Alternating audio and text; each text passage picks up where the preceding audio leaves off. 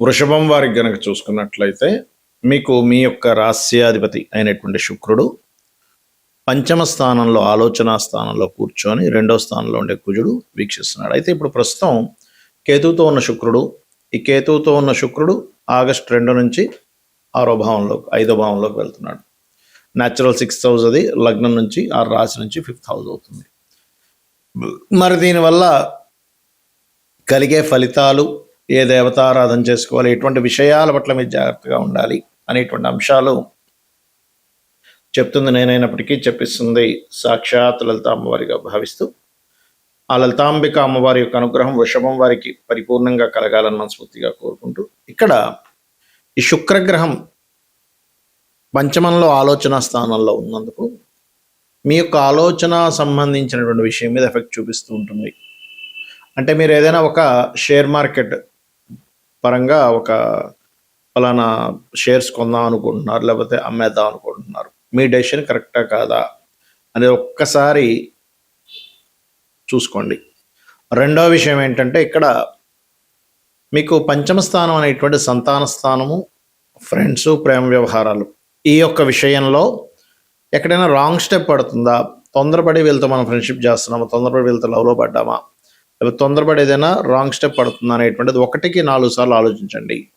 Because of Venus ఏమవుతుంటుంది, నాకు చాలామంది clients phone చేసి చెప్తూ ఉంటారు, అంటే నేను తొందరపడి వాళ్ళతో ఈ రిలేషన్లోకి వెళ్ళాను, ఇప్పుడు ఇరుక్కుపోయాను, ఏం చేయాలో అర్థం కావట్లేదు, చాలా దూరం వెళ్ళిపోయింది మా రిలేషన్, వాళ్ళ దగ్గర అంత ప్రూఫ్స్ ఉన్నాయి, ఇట్లాంటివి చెప్తూ ఉంటారు. బట్ మనం ఒక స్టెప్ వేసే ముందు 1కి 4 సార్లు ఆలోచించి స్టెప్ వేయాలి, గుర్తుపెట్టుకోండి.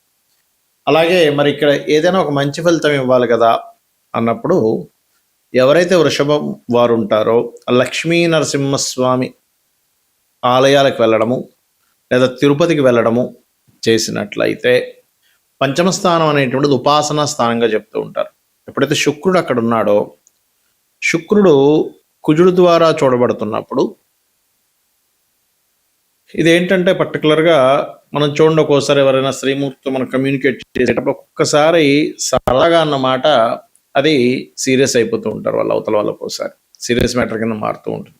కాబట్టి మీరు లక్ష్మీ నరసింహస్వామి ఉపాసన చేయడము లేదా తిరుపతికి వెళ్ళడము, అందులోనే ముఖ్యంగా శుక్రవారాలు వీలైతే, శుక్రుడు ఎప్పుడైనా నీచబడ్డప్పుడు వృషభం వారు ప్రత్యేకంగా శుక్రవారాలు ఫాస్టింగ్ అంటూ ఉంటాం, ఉపవాసము చేసినట్లయితే కూడా చాలా మంచిది. మనకి జన్మజాతకంలో ఒక గ్రహం నీచబడింది అనగానే వెంటనే భయపడ్డం కాదు, ఆ గ్రహం నీచబడి నీచభంగ రాజయోగాన్ని కూడా ఇస్తుంది, గుర్తుపెట్టుకోండి. అంటే ఇది ఎలా చూడాలి జన్మజాతకంలో, ఉదాహరణకి ఒక్కొక్క గ్రహానికి ఒక్కొక్క స్థానం నీచ స్థానంగా చెప్పారు, అదే గ్రహానికి ఆపోజిట్ సైన్లో ఉచ్చ స్థానంగా చెప్పారు. అంటే ఎలా అంటే, ఇప్పుడు రవి ఉన్నాడు అనుకోండి, రవి తులలో నీచ, కానీ ఎగ్జాక్ట్లీ 7th హౌస్ మేషంలో ఉచ్చ స్థానం, అందులో మళ్ళీ పరమోచ్చ స్థానము అనేటువంటి కొన్ని డిగ్రీలు కూడా చెప్పారు. అయితే ఇక్కడ చంద్రుడు వృషభంలో ఉచ్చ అయితే వృశ్చికంలో నీచ, శుక్రుడు మీనంలో ఉచ్చ స్థానం అయితే కన్యా రాశిలో నీచ, అదే బుధుడికి కన్యా రాశిలో ఉచ్చ అయితే నీచ స్థానం అనేటువంటి మీనం అవుతుంది. మరియు ఈ శనికి చూడండి, అన్ని రవి శనులకి రెండింటికి ఆపోజిట్ అవుతుంది. చూడండి, మేషంలో నీచ అయితే అక్కడ రవికి ఉచ్చ అయింది కదా, మేషంలో నీచ అయితే శనికి తులారాశిలో ఉచ్చ స్థానం అవుతుంది. అదే రకంగా గురువుకి కర్కాటకంలో ఉచ్చ స్థానం అయితే మకరంలో నీచ.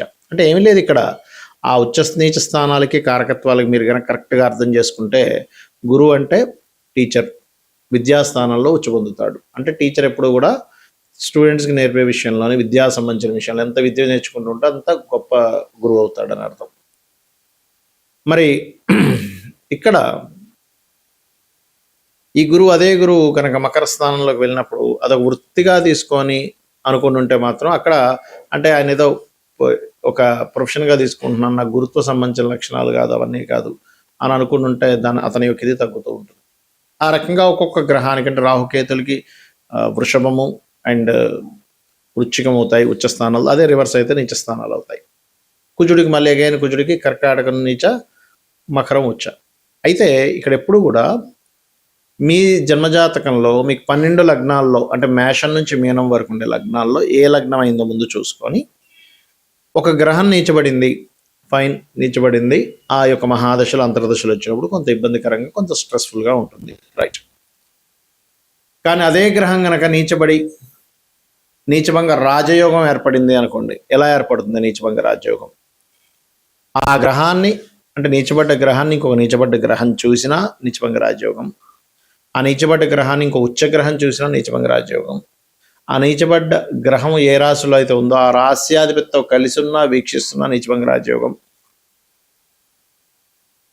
ఆ రాశి అధిపతి వెళ్ళి ఉచ్చస్థానంలో ఉన్న ఏ రాశిలో అయితే నీచబడిందో ఆ రాశ్యాధిపతి వెళ్ళి ఉచ్చస్థానంలో ఉన్న ఇలాగా కొన్ని ఫార్ములా చెప్పారు ఆస్ట్రాలజీలో, జ్యోతిష్ శాస్త్రంలో. అయితే ఇక్కడ ఎప్పుడైతే ఇలా నీచబడ్డ రాజయోగం జరిగిందో అప్పుడు ఏమవుతుందంటే వాళ్ళకి బ్యాడ్ అవ్వాల్సింది కాస్త కంప్లీట్ గుడ్. కొంతమంది చెప్తుంటారు చూసారా, అసలు తన దశ తిరిగిపోయిందండి, టైం మారిపోయిందండి. ఇవన్నీ నీచభంగ రాజయోగాలు ఆర్ విపరీత రాజయోగాలు. అంటే 6, 8, 12 లాట్స్ 6, 8, 12 కాంబినేషన్స్లో ఉంటాయి. దట్ ఈస్ విపరీత రాజయోగ. దానికి బోల్డ్ అంత మళ్ళీ లెక్కలు ఉంటాయి. ఇప్పుడు నీచభంగ రాజయోగం అని చెప్పాము. ఆ నీచభంగ రాజయోగం కనుక పాపకత్తిరిలో ఉంటే పెద్దగా యోగించదు. ఉంటుందంటే పెద్ద ల్యాండ్ ఉందండి, మా నాన్నగారిది 100 ఎకరాలు ఉంది, కానీ అది కబ్జాలో ఉంది. అలా ఉంటాయి పరిస్థితులు. చాలా పెద్ద బిల్డింగ్ ఉందండి, కానీ రెంట్లు రావట్లేదు. లేకపోతే చాలా పెద్ద టాలెంటెడ్ పర్సన్ అండి, కానీ ఉద్యోగం రావట్లేదు. ఇలా ఉంటాయి పాపకత్తెల్లో ఉన్నప్పుడు. కాబట్టి మీరు ఎప్పుడైనా సరే మీ జన్మజాతకంలో ఒక గ్రహం నీచంలో ఉందనగానే వెంటనే కంగారు పడ్డం కాదు. అది నిజంగానే నీచంలో ఉందా, నీచభంగ రాజయోగం ఏర్పడిందా? Point number 1. రెండో పాయింట్, ఆ నీచపడ్డ గ్రహం నీచభంగ రాజయోగం ఏర్పడలేదు, అసలు ఆ మహాదశ వచ్చిందా రాలేదా, లేదా చిన్నప్పుడు అయిపోయిందా, లేకపోతే ఎప్పుడో 90 ఏళ్ళకు 100 ఏళ్ళకు ఉందా, అది చెక్ చేసుకోవాలి. మూడో ముఖ్యమైన పాయింట్ ఏంటంటే అది ఏ కండిషన్లో ఉంది. నీచభంగ రాజయోగం ఉన్నా నీచంలో ఉన్నా, ఒక్కోసారి నీచంలో ఉన్న శుభకర్తెల్లో ఉంటే నీచ ఫలితాలు తగ్గిపోతాయి. ఒకవేళ ఉచ్చస్థానంలో ఉన్న పాపకత్తెల్లో ఉంటే ఉచ్చ ఫలితాలు తగ్గిపోతాయి. గుర్తుపెట్టుకోండి. అంటే అటు ఇటు ఉండేటువంటి గ్రహాలు, అంటే ఉదాహరణకి శని నీచంలో ఉన్నాడు మేషంలో, కానీ వృషభంలో ఒక మంచి గ్రహము, మీనంలో ఒక మంచి గ్రహం ఉందనుకోండి. వృషభంలో శుక్రుడు, మీనంలో గురువు ఉన్నాడు అనుకోండి. అప్పుడు ఏమైపోయింది, 2 శుభగ్రహాల మధ్యన పడ్డప్పుడు అది ఆటోమేటిక్గా మంచి ఫలితాలు ఇస్తుంది. ఈ రకంగా చూసుకోవాలి. అయితే ఎప్పుడైనా శుక్రుడు కేతుతో ఉన్న శుక్రుడు నీచబడ్డా, మనం గతంలో కూడా ఒకసారి చెప్పుకున్నాము, ఈ నెలల్లో ఈ ఫలితాలు వస్తాయని. స్త్రీల మీద అఘాయిత్యాలు ఎక్కువగా జరుగుతూ ఉంటాయి. కాబట్టి స్త్రీమూర్తిని, ఆడపిల్లని, అందులో ముఖ్యంగా ఇవాళ రేపు మనం చూస్తున్నాం చాలా చిన్న ఏజ్ పిల్లల వాళ్ళ మీద ఎఫెక్ట్ పడుతుంది. కాబట్టి ఈ ఒక జూలై, ఆగస్టు ఈ 2 నెలలు కూడా పర్టికులర్గా ఆడపిల్లని ఎక్కడికైనా పంపించేటప్పుడు ఖచ్చితంగా పెద్దవాళ్ళు తోడుగా ఉండండి. అది చిన్నపిల్ల అయినా పెద్ద అమ్మాయి అయినా సరే గుర్తుపెట్టుకోండి. ఎందుకంటే ఒక్కొక్క గ్రహానికి ఒక్కొక్క కారకత్వం ఇవ్వడం జరిగింది. శుక్రుడు ప్రధానంగా స్త్రీమూర్తికి కారకుడు, అమ్మవారికి స్వరూపంగా చెప్తూ ఉంటాము. లగ్జరీస్కి కారకుడు, అదేవిధంగా ఈ గృహానికి కారకుడు. కాబట్టి ఈ విషయంలో జాగ్రత్తగా ఉండండి. మరి ఏం చేయాలి, దీనికి పరిహారం ఏం చేయాలి?